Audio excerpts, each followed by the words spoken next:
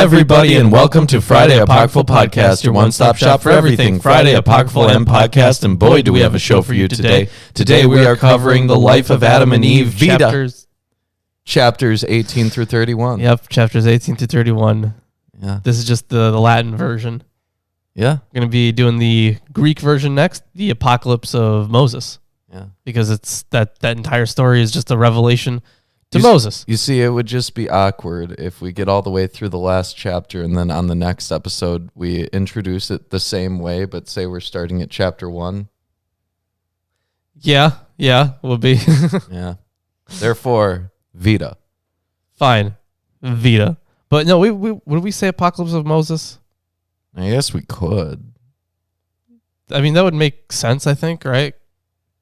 Would it? I think so. I'm going to have to see the formal logic here. Draw me up a truth table. I don't think that one of those works in this case. Well, then, your reasoning is invalid. Okay. You know what else is invalid? The life of Adam. The life of Adam and Eve. Yeah, and we have the Old Testament Pseudepigrapha by James H. Charlesworth, Volume 2, the section on the expansions of the Old Testament and legends, wisdom and philosophical literature, prayers, psalms, and odes, fragments of lost Judeo-Hellenistic works. And new translation from authoritative texts, etc. This one is by M.D. Johnson. What an unfortunate last name. Unless he became an MD. It's a very... MD Johnson? Yeah, what if he's a doctor and that's actually the perfect name for him? Yeah, like if he's a urologist. MD Johnson, urologist. Yeah, I guess, but I'm glad that they didn't include that in his title here, because that would be irrelevant. Would it? Yes. Anyways, so last time we were talking about how the devil himself had just been messing with Adam and Eve this whole time because he was mad that he got kicked out of heaven because he didn't pray to them in Eden. Michael kept trying to get Satan to worship Adam, and Satan was like, no. Yeah. But yeah, it's Michael was the one that had an issue with it. God didn't really have much to do with that. He made them, and he was like, look at how great they are. And then Michael was all like, you got it, God. We'll worship them, even though that wasn't explicit in the life of Adam and Eve. It's like if you have a kid and they make like a paper mache volcano and everyone's expected to like sing their praises. Or they made you the world's best something cup, whatever it is, dad, mom, grandpa. This macaroni art is so great. Thank you. Yeah, thank you for the macaroni art. But those volcanoes were kind of fun. I mean, it kind of sucked that everyone made them, but they were kind of fun the first time you saw them. I mean, it go boom. Yeah, it go boom. Yeah, you're right. Woohoo. All right, so now we are going into... Have you ever tried swallowing large amounts of baking soda and vinegar? Jeez, no. No. You go boom. You go boom. So... Don't do that. Okay, I was considering the opposite, but anyways, yeah, today we are covering the birth of Cain. That's the first thing we're going over. And then, of course, we got the Cain and Abel story, and... Then Adam gets sick at the end of the reading today. You know, Abel, as his story concludes, wasn't very able to live. Yeah, you're right. He wasn't. he got killed. Yep. It was very rude of Cain. They flipped the story in this book. Yeah, right. I thought Curse of Abel. Remember? I got a funny joke for you, Lawrence. Oh no! Funny joke. Oh no! I'm not excited for this. What is an army general's favorite musical key? What? B sharp, Major. Funny joke. I got it. Yeah, that joke kind of fell flat. Fucking asshole. Here you go. That was bad, and you should feel bad. Woo! All right, the life of Adam and Eve, chapter 18. Now, this section is called the children of Adam and Eve, and the subsection is called the birth of Cain. Chapter 18. And Eve said to Adam, "You live on, my lord. Life is granted to you, since you have done neither the first nor the second error. But I have been cheated and deceived, for I have not kept the command of God. And now separate me from the light of such life, and I will go to the sunset and stay there till I die." Going to the sunset is a Hebraism. Okay. A trope in like shows where and he walked off into the sunset. Into the sunset, Yeah. sure. He's gone forever. That's what that means. Yep. And she began to walk toward the west, and to mourn, and to weep bitterly with loud sighing. And she made shelter there while she was 3 months pregnant. You know, What? so they had been out of the garden for a little over a month now, right? They've been out of the garden for a while.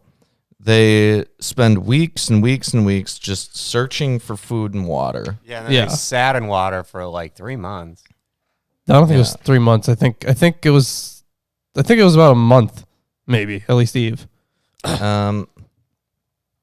Well, so I'm looking at this. Eve was in the river for 18 days. 18 days, okay. Yeah. But either way, so I think that, timeline-wise, she was pregnant when she left the garden, right? I guess she must have been. Yeah. They don't talk about it enough. No, I guess not. They didn't say when this child was copulated. Yeah, exactly. So, but, she's been pregnant for 3 months, so. Well, of course, we know that the forbidden fruit is sexual intercourse. Obviously. Well, it would provide some explanation as to how this occurred.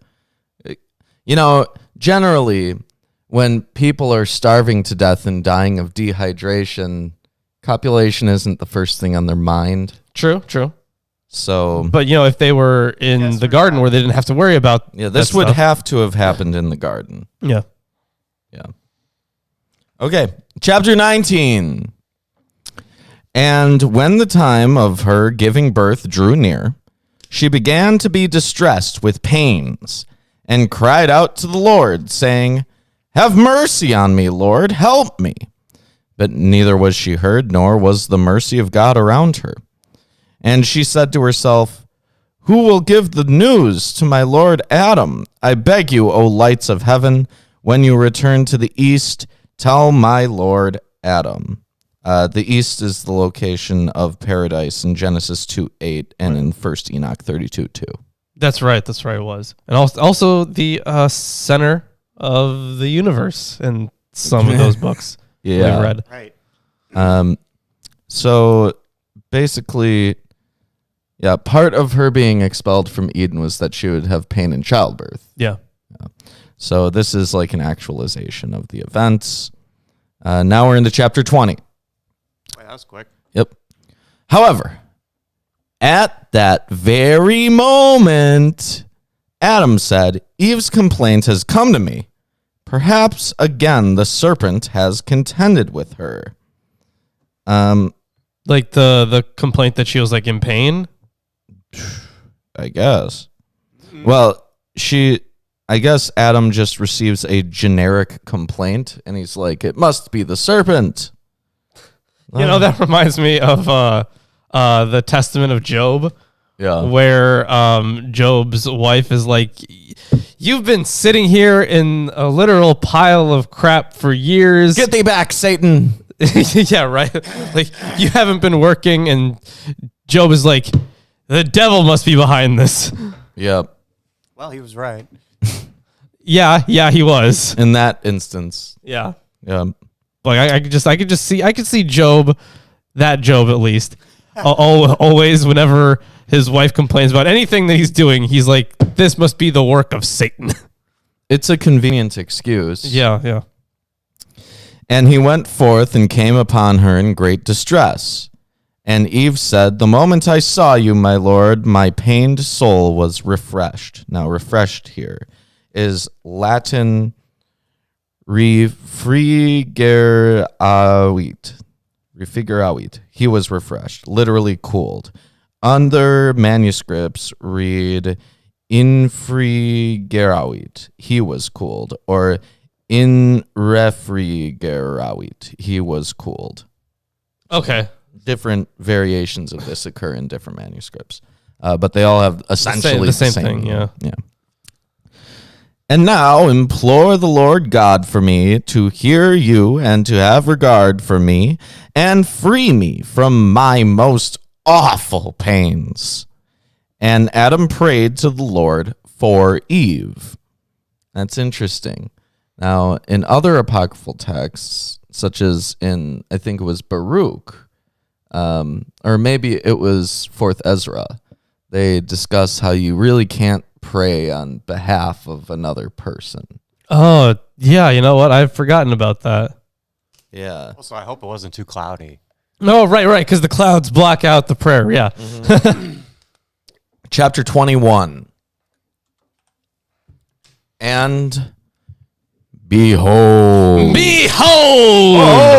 12 angels and 2 excellencies came and stood to the right and to the left of Eve. Excellencies, virtutes, may be a translation of the Hebrew for partakers of the divine kabod, or glory, in different parts of the Talmud. There's a bunch of them. Gotcha, okay. Or the principles and powers in Romans 8:3 and Ephesians 6:12, etc. So yeah.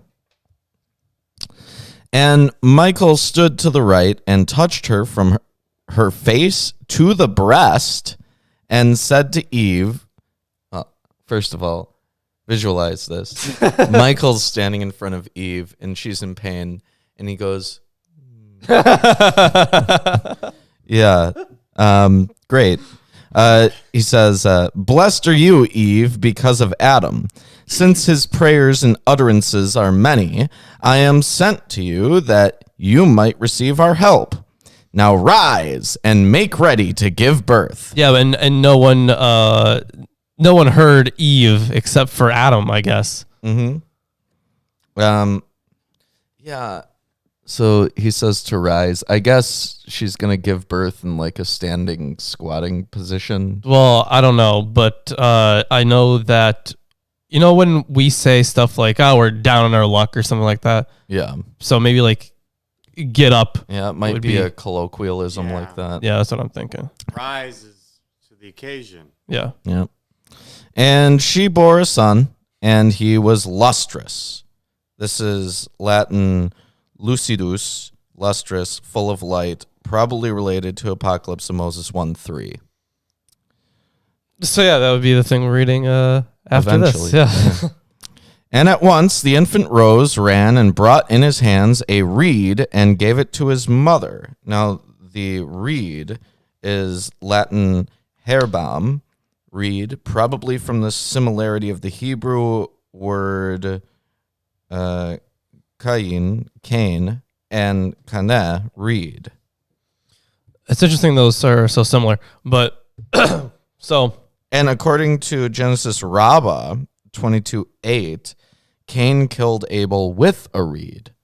Oh, okay. Yeah, but the last sentence of this chapter is, "And his name was called Cain." Yeah. So, but this infant, of course, in just like in so many apocryphal texts, as an infant, they're just able to do things that grown men can do. Right, like and they this can is talk or run or do stuff like that. They had hair and teeth. Yeah. and this is like a typical Hellenism too. Yeah. So probably some Greek culture getting in here. Of course, the Latin is probably based on the Greek manuscripts. Yeah, it's that's still unclear, but yeah. Yeah. Well, at least in this passage, they say that there is that one point, Lucidus, which is probably related to part of the Apocalypse of Moses, which is the Greek version. So chicken and egg, but there's some continuity between absolutely. texts. Chapter 22. And Adam brought Eve and the child and led them to the east. And the Lord God sent various seeds by the angel Michael and gave them to Adam and showed him how to work and till the ground so as to have produce by which they and all their generations might live. So he's like teaching Michael agriculture? Is that what's going on? No, Michael is teaching Adam agriculture. Oh, okay. God provided the seeds. Okay, gotcha. So I'm going to hand it off to you because we're getting into a new subsection here. Okay, sounds good. So now we're on to 23 now. Then okay, fantastic. So yeah, this is the murder of Abel and the birth of Adam's other children. Who cares about Adam's other children? Yeah, that Seth guy. Yeah, who cares about him? So chapter 23. For Eve later conceived and bore a son, whose name was Abel. And Cain and Abel used to stay together. And Eve said to Adam, My Lord, while I was sleeping, I saw a vision, as if the blood of our son Abel was in the hand of Cain, who was gulping it down with his mouth. Hold on one second. Godfather, don't talk about your great, etc. grandmother like that. Anyways, she got a vision of Cain drinking Abel's blood. Oh. What a badass vision. Let's see where it goes. Vampires. Not quite, I don't think, but something like that.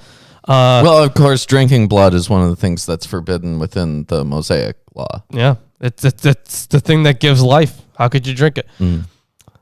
That is why I am sad. And Adam said, God forbid that Cain would kill Abel. Wait. Can we just point out how, fundamentally, mentally unstable Eve is in this entire book so far? Every single reaction that she has is oh, just let me die. Please kill me. I'll just go off into the sunset and disappear. I'm sad because of a dream that I had. This is how Eve is represented here. Yeah.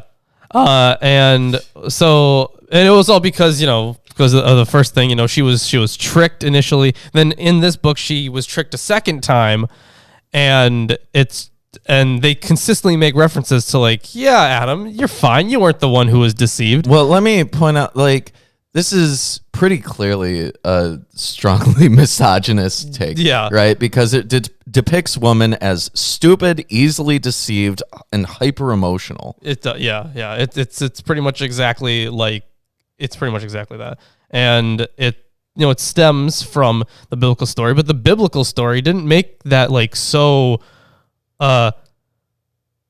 It didn't put so much emphasis on it put emphasis on the sin itself, but not on the character of Eve as much. Right. And keep in mind that at this point, this is literally every woman on the planet. Right. That's true. Yeah. It's 100%. At this point in time, it's 100% of women on the planet. Right. This isn't like the Gnostic texts where there's different aeons that have different lineages.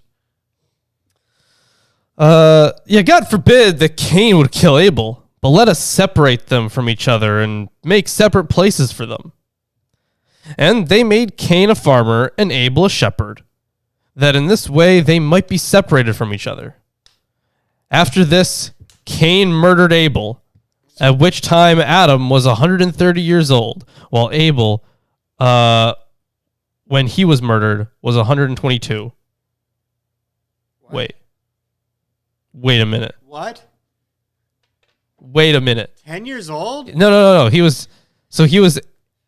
I mean, okay. So I guess Adam was already around for 8 years, because he was 8 years old, right? Because he was created as an adult. This is fucked up. Yeah. Yeah, see, he was created as an adult, but he's 8 years old. I'm not happy. Wait, and they don't say. Well, I guess like they got kicked out of the garden pretty soon after Adam was created. So he would have been like maybe 1 year old when like Cain was born. Wow, yeah. That's pretty fucked up, man. Yeah. You know, it's interesting because we talk about it like it's because they're always depicted as adults, right? We don't think of the fact that they're actually children that were just made. Yeah. So like it's really weird to talk about them in terms of years old because then they would be like having sex on like the day they were born and shit like that. Right. I mean, there's not really like a conceptual age of reason. Yeah. Right. But at least not in this story. In reality, no. There's age of reason. But like, I guess they would have been created with rational abilities. Yeah. Right. Otherwise, God punishing them for disobeying a command. Punish a 1-year-old in an adult body. Good job. Yeah. Right. That would be, so he would have to have been made with those abilities. So anyways, 8-year-old, Adam, wow. So, let's hop into the next chapter here. Chapter 24 is coming up. After this, Adam knew his wife and she bore a son and called his name Seth. Wait, the way that it's phrased makes it seem like, oh man, my kid just died, so let's bang, right? That is true. You know, immediately after the other, there's not really like a follow up here. Yeah, because they would. I think the authors here would be like, okay, well, everyone knows this Cain and Abel story. I don't really have to extrapolate on it too much. Yeah. Like he didn't. Okay, so like for example, this author also didn't explain that much stuff that happened in the garden in the Genesis account. Right. It's just assumed. Yeah. So it's like that. And they have another son called Seth. And Adam said to Eve, "See, I have sired a son in place of Abel." Whom Cain struck down. No, so you're right. It really is that like, oh, my kid died, so let's bang. Make a new one. Yep. They got to make a new one. We can't have Well, they don't have like a adoption agency. They can't just go get a new kid. Well, that too, but also they can't. Cain can't be the guy that like inherits everything, right? Because he's a murderer. Of course. Yeah. Even though he's the firstborn son. Yeah, he's a murderer. Yeah. So now you have because now you have a murderer and the second-born son is dead. So you got to make a new one. Mm-hmm. So, and after Adam had become the father of Seth, weirdly phrased, but okay, he lived 800 years and fathered 30 sons and 30 daughters, 63 altogether. And they Cain, Abel, Seth, 30 more sons, 30 daughters. Yeah. And they were multiplied over the earth in their nations. So that is the end of chapter 24. Yep. It just ends with this big incestuous remark. Well, they got to get the important one, Seth, in, right? Because he's the one who will, And then there's 30 more. Yeah. And 30 daughters. Exactly. Yeah, I have to have more. I swear they listed some of them, not here, but like throughout our reading. Oh, yeah, absolutely. And because, they can't all just reproduce with Eve. There have to be daughters. Right. You got to make some women too. 7-year-old mom. Oh, my God. You know what? I do want to point out, though, that when it comes to the laws that God sets up around sexual acts and reproduction, right? Later on in the legal code in Deuteronomy, Leviticus, etc. He bans those sorts of relationships, right? Some specific ones he bans. Yeah. And I remember that we noted that it wouldn't have applied to Abraham because one of their parents was different, right? The father was different between Abraham and Sarah. Right. But here, the father and mother are the same with all 33 sons and 30 daughters. So God has intentionally set up a situation where it is impossible for them to engage in what later would become the law. Yeah.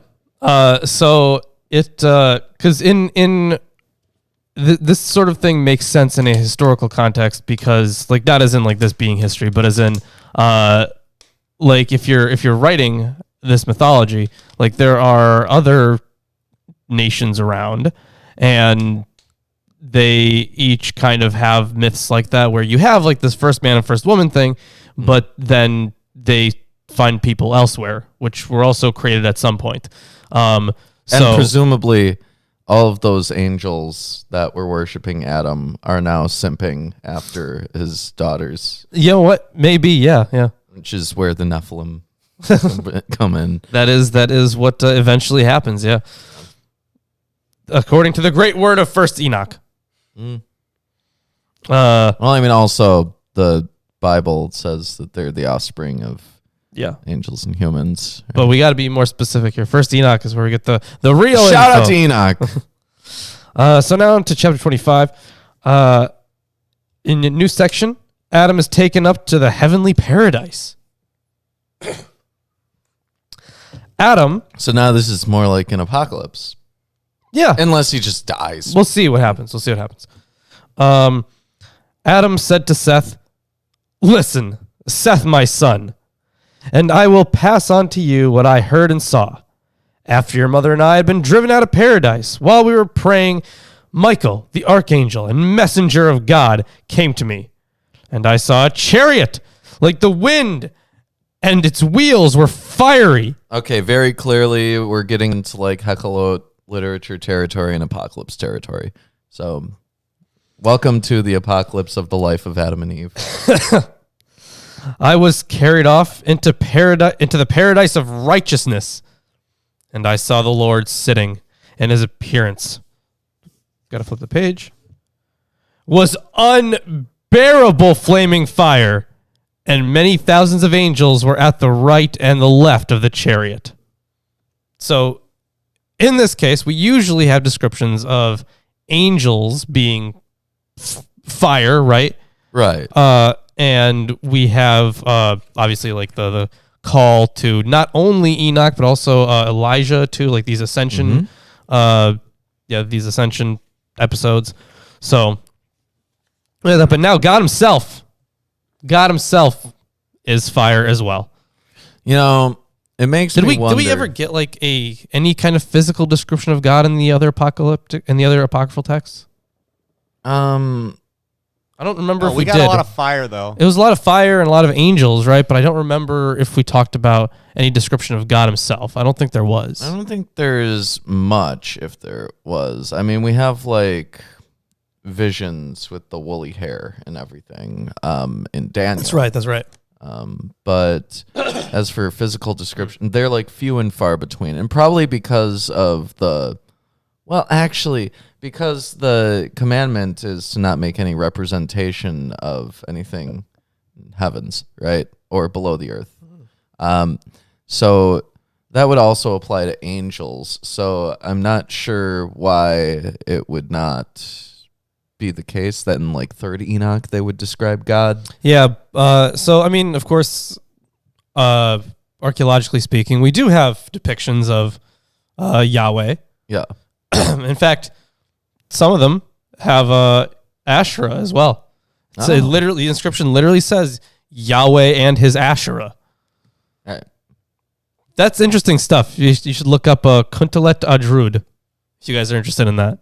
Yep. Kuntalet Adrud. It's K. Just to be clear, it starts with a K. But yeah. Now it's at chapter 26. Yes. "I was disturbed when I saw this. Fear laid hold of me, and I worshipped in the presence of God on the face of the earth. And God said to me, Behold!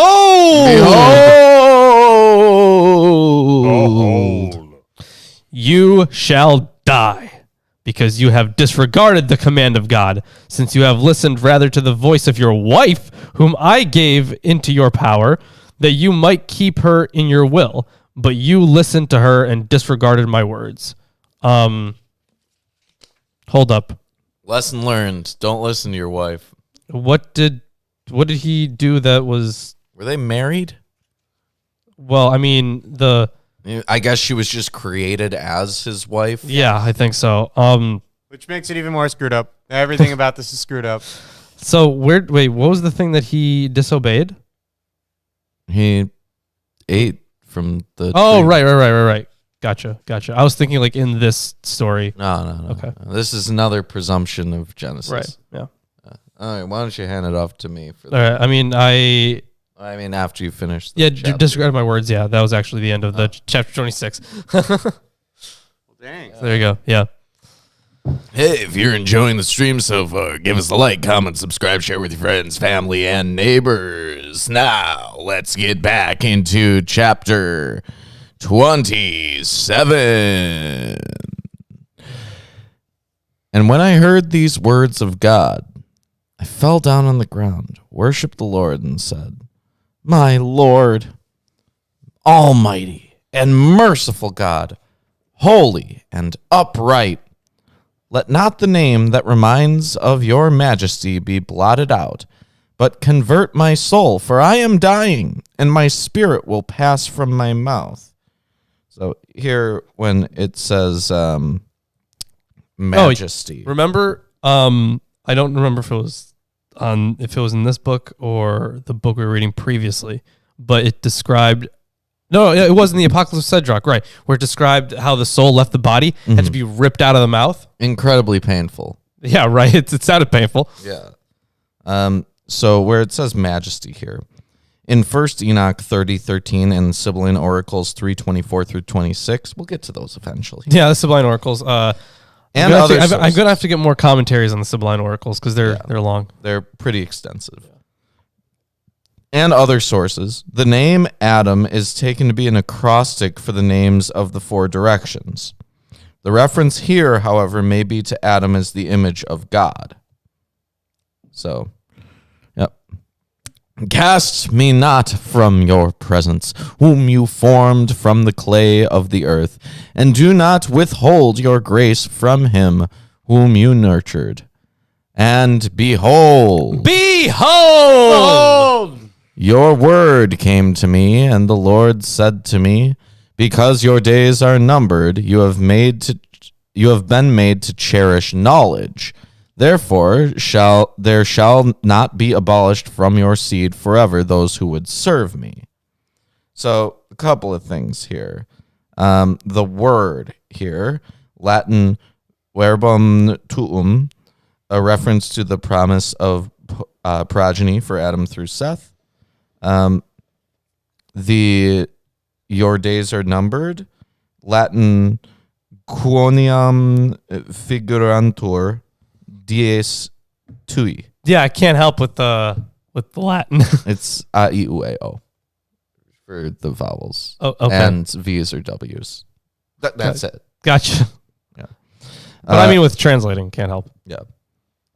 Other manuscripts read figura or figuratio cordis tuul. Guessing means something figure or something. Yes. Form of your heart. Yeah.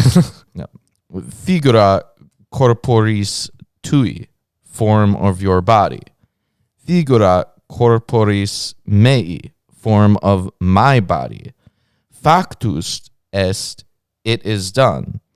The meaning is obscure, although it may be linked with, pull out your Bible. I got my Bible. Okay. Psalm 90, verse 12. Psalm 90, verse 12. So teach us to number our days that we may get a heart of wisdom. Yes, because your days are numbered. Okay. There you go. Chapter 28. Hearing these words, I prostrated myself to the ground and worshipped the Lord God, saying, You are the eternal and most high God, and all creatures give you honor and praise. You are the true light, shining above all lights, giving life incomprehensibly great excellence. To you, the spiritual powers give honor and praise. Spiritual powers here is interesting. It's Latin virtutes, literally excellencies, which we've covered before. You perform among all humanity the miracles of your mercy. Chapter 29. After I had worshipped the Lord, Michael, the archangel of God, immediately took hold of my hand and ejected me from the paradise of visitation and of God's command. He just yeeted him out of there. Yeah. That's good stuff. Now, I wonder here if the paradise of visitation is meant to be taken as a distinct location, right? Because that that would put the whole genre of Hechelot literature and apocalypses in a completely different light. Right? Yeah. Well, the thing is, so you have like in the journeys where people do actually visit heaven, some of them that we've read through, they go to multiple places. Yeah, in heaven. So it's not like it didn't really seem like it was a viewing room. Like you just kind of stand in this one spot, but you see, whatever they want you to see. Right. What I mean like is on some, through some divine elevator. Now, this paradise of visitation could be like a distinct location that's separate from the heavens, or it could be referring to just the fact that he was visiting paradise. Yeah. Or it could be referring to the heavens as described in Hechelot literature being the paradise of visitation, and implying that there is some kind of paradise that is not of visitation. Yeah. Right. Which it's not clear. But that would be very interesting. Yeah. And Michael held in his hand a rod and touched the waters which were around paradise, and they froze. Now, interesting here. Testament of Levi 3:2 refers to fire, snow, and ice at the first or lowest heaven. 2 Enoch 3:3 describes a very great sea, greater than the earthly sea, at the first heaven. Revelation 4:6 and 15:2 refer to the sea of glass in heaven. Really? Hold up. Yeah. Revelation 4:6? Yeah, 4:6 and 15:2. Here, however, the waters seem to be around the earthly paradise. Let's see. From the throne came flashes of lightning and rumblings and peals of thunder, and before the throne were burning 7 torches of fire, which are the 7 spirits of God, and before the throne there, as it were, a sea of glass like crystal. Mm-hmm. Interesting. What about 15:2? It's really like when you read these other texts, they really not necessarily bring other things into perspective, but they at least show you how they've been interpreted over time. Right. Which is a perspective. Yeah. But I mean, like, not on the original text itself, but you know what I mean. And I saw what appeared to be a sea of glass mingled with fire, and also those who had conquered the beast and its image and the number of its name, standing beside the sea of glass with harps of God in their hands. Sea of Glass would be a good album name. Yeah, it would be. I crossed over, and Michael with me, and he took me to the place from where he had seized me. Now, the manuscripts in groups 2, 3, and 4 include here the following interpolation, an apocalyptic piece which refers to both the temples of Solomon and of Herod. And the interpolation goes as follows. Listen, Seth, my son, to the other future sacramental mysteries which were revealed to me, which by eating of the tree of knowledge I knew and understood, which shall be in this temporary age, which God is about to perform with his creation, the human race. The Lord will appear in a blaze of fire. From the mouth of his majesty he will give commands and precepts, and they will hallow him in the house of the habitation of his majesty. And he will show them the wonderful place of his majesty. And then they will build a house for the Lord their God on the earth, where he will dread them. Manuscript 3 has, which he will prepare for them. And there they will pass by his precepts, and their sanctuary will be set on fire, and their land deserted, and they themselves will be dispersed because they provoked God. And once again, he will deliver them from their dispersion. And again, they will build a house of God. And the latest house of God shall be exalted more highly than before. And once again, iniquity will surpass equity. After this, God will dwell with men, being seen on earth, and then justice will begin to shine, and the house of God will be honored in this world, and no longer will the enemies be able to harm men who believe in God. And God will raise up for himself a faithful people, whom he will save forever. But the wicked who refuse to love his law will be punished by God, their king. Heaven and earth, nights and days, and all creatures will obey him and not ignore his commandments, nor change its works, but rather men who forsake the law of the Lord will be changed. Therefore, the Lord will banish from himself the impious, while the righteous will shine like the sun in the presence of God. And in that time, men will be purified from sins by water, but those who refuse purification by water will be condemned. Happy will be the man who has reformed his soul, when the judgments and wonders of God shall come among men, their deeds being investigated by God, the just judge. Now, the Babylonian destruction of Judah is referred to here, and the Second Temple is referred to here, and possibly this came from a Christian hand. But that is in manuscripts of groups 2, 3, and 4. Oh, okay. So it is pretty present there. There's some interesting things in here, particularly at the beginning when he's talking to Seth. He says that the future sacramental mysteries were revealed to him by eating of the tree of knowledge, and he knew and understood them. That implies that Seth did not inherit whatever was gained from eating of the fruit of the tree. Yeah, because you have to tell him. Yeah. Which is... It's interesting yeah. for what that means for any kind of like original sin. Right. Right. Definitely. And because remember, maybe this person was a fan of Ezekiel, right? Because I think Ezekiel was the guy who was like, no original sin. That's a bad idea. While other prophets were like, yes, original sin. Mm-hmm. So I think maybe this guy was more of a fan of Ezekiel, perhaps. Right. And it also gives more context to the tree, right? Because here it's not just like moral deliberation or anything like that, it's the knowledge of good things and evil things. Yeah. So literally all future and past events. Yeah. Right. So here Adam basically has perfect knowledge. But not neutral things. Not neutral things. No. Those don't matter. They don't. Yeah. So he has perfect knowledge of everything that's relevant. Yeah. All right. We're getting into chapter 30 now. Adam has no idea that I just dropped that.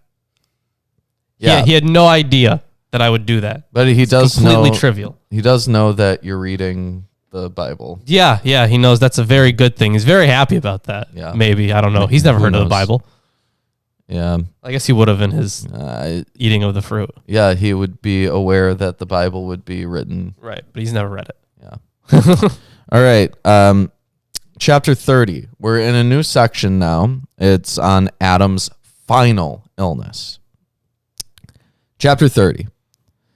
After Adam had lived 930 years, he knew his days were at an end, and therefore said, let all my sons be gathered to me, that I may bless them before I die and speak with them. And they assembled in 3 parts in the site of the oratory where they used to worship the Lord God. In rabbinic sources, Adam's oratory is located on Mount Moriah, on the spot on which the Holy of Holies of the temple later stood. See the Midrash on Psalm 92:6 and some other rabbinic sources. The assertion of the Apocalypse of Moses, chapter 40, verse 5, that Adam was buried on the same spot from which the dust was taken for his body, is assumed in several Jewish sources to refer to the same place. You know, you reminded me. So, like, you were citing the Midrash there, right? Yeah. And I was looking over at my notes for things that I want to potentially do videos on. Yes. So I was writing down this sea of glass thing, because that seems pretty interesting. But I also had written down the many worlds in the Midrash and in 3rd Enoch. Yes. Right, where God created many worlds. I was just looking over at the notes of them. Yeah. What was it? It was 18,000. God created 18,000 worlds. So that's something that would be interesting to also look into. Absolutely. And they asked him, "What is it with you, Father, that you should gather us together? And why are you lying on your bed?" And Adam answered and said, "My sons." Is he usually not like lie in his bed? Guess not. "My sons, I am sick with pains." And all his sons said to him, "What is it, Father, to be sick with pains?" I guess they've never seen this before. Yeah, right. Yeah. Chapter 31, our final chapter for the day. Then his son Seth said, "Lord, perhaps you have longed for the fruit of paradise of which you used to eat, and that is why you are lying in sadness. Tell me, and I will go to the vicinity of the entrances to paradise, and will put dust on my head and throw myself to the ground before the gates of paradise and mourn with great lamentation, entreating the Lord." So wait, isn't this whole thing being told to Seth, or am I thinking of a different book? No. Okay, something of a different book. No. Earlier, the addition from those other manuscripts was told to Seth. Right, okay. But this is different and would take place after. Right, okay. So, yeah, in this case, you'd think, over the course of a few hundred years, he'd tell Seth about some of the stuff that happened, because it doesn't seem like he fully grasps. Yeah, what he doesn't know the whole story. Interesting here that Seth would have any concept of mourning, given that the only person who's died so far is Abel, and Seth was born after. Yeah, they gotta, I don't know, kill animals to eat now. Do they mourn the animals? Oh, no. I don't think so. So he offers to go to paradise and ask God for help. "Perhaps he will hear me and send his angels to bring me the fruit which you desire." Adam answered and said, "No, my son, I do not long for that, but I have weakness and great pain in my body."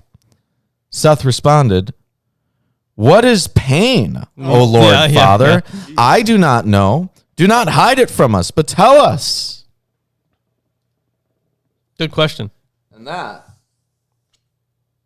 is the end of the story that we are reading today. Yeah, so next, next, we're hiding it from you. Next week, we're going to learn what pain is. And not only that, we are getting into Adam's account of the fall, which is a good thing. We have yet to hear his side of the story. And we very well might finish it next week. So, no, we're not going to finish it next week. So, here, I'll show you.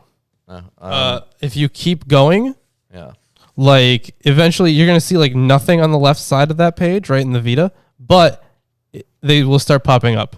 Like, it looks like there's nothing, but they will start popping up again. Like, just chapters here and there. Oh. Yeah. Because the way that they have it lined up is, and I think that's the end of it. Yeah. Oh, there's an appendix. Yeah. We'll be reading that as part of the Vita reading. Mm-hmm. Yeah, so It's so it'll be another couple of weeks. Yeah, another 2 episodes, I would say. Yeah, for that one. It's 51 chapters, and we're reading like close to 10 a day.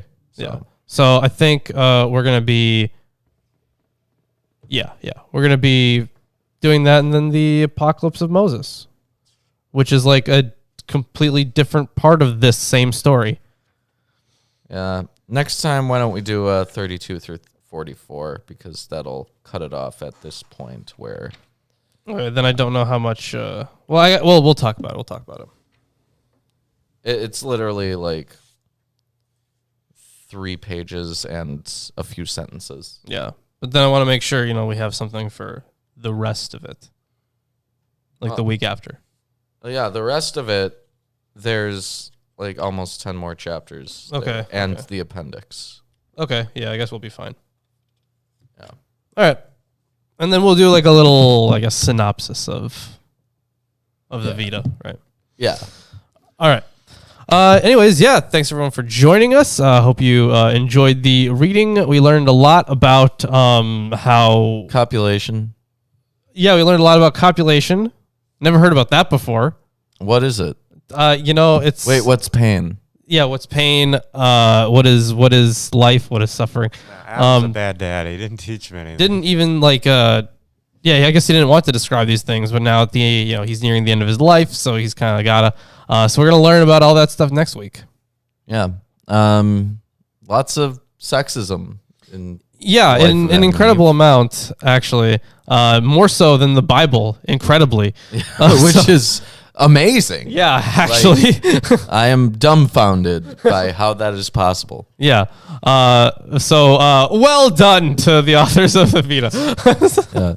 Like, in the Bible. I'm just waiting for the verse where it's like, fucking woman, am I right? We had that in the Wisdom of Ben Sira, though. Right, Ben Sira also hates women. Yeah, but he was very explicit about it. He was like, the universe wasn't like the universe cries when a woman is born. Yeah, but like the universe and all of the luminaries and all of the angels just are completely distraught when a woman is born. But when a boy is born, then there's celebration. Yeah. So that one was especially out there. Yeah.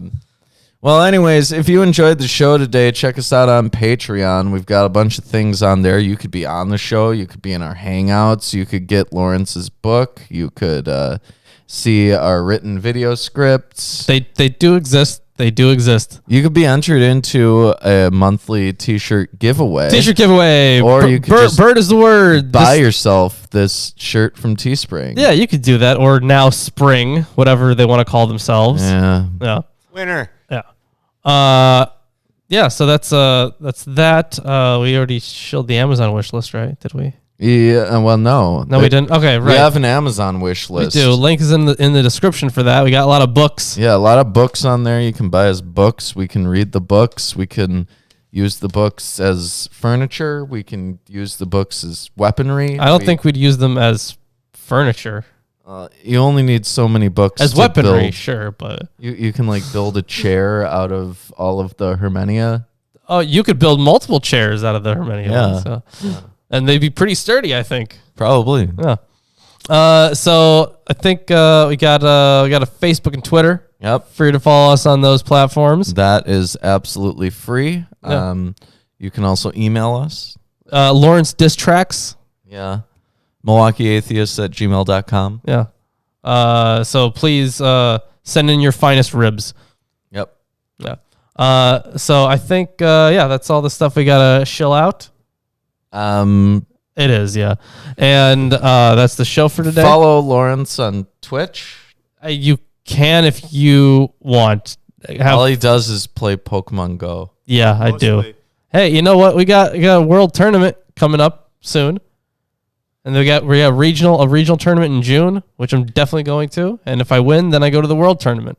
Wow. Amazing. Hey, listen, that's something, all right? Let me be proud of something I accomplished. Thank you. Peepo clap. Okay, so that's the show for today.